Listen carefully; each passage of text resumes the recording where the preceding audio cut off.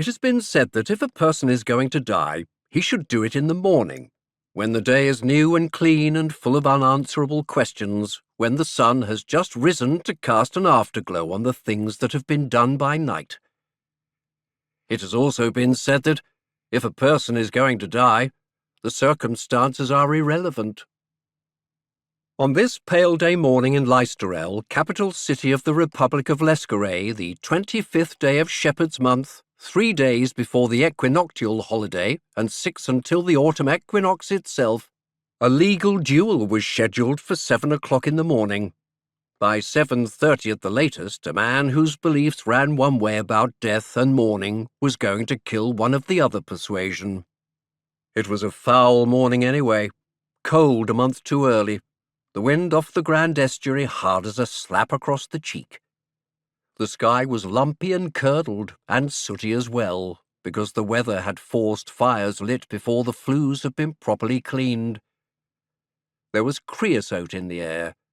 There would be chimney fires tonight, and the price of dusted coal on the city exchange was over 2 gold marks the wagon load for the first time in years.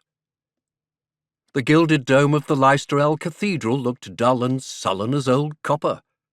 The copper dome of the National Gallery looked green and mouldy. The glass sheds of the Grand Ironway terminus were clouded, vapours thick beneath them like infected blisters. It was the kind of day that made people in the streets long for a king over Lescaray to heal the aerial sickness, blow away miasma with a royal word. None of the people in the streets was old enough to remember when Lescaray actually had a king over it, which made the longings perfect.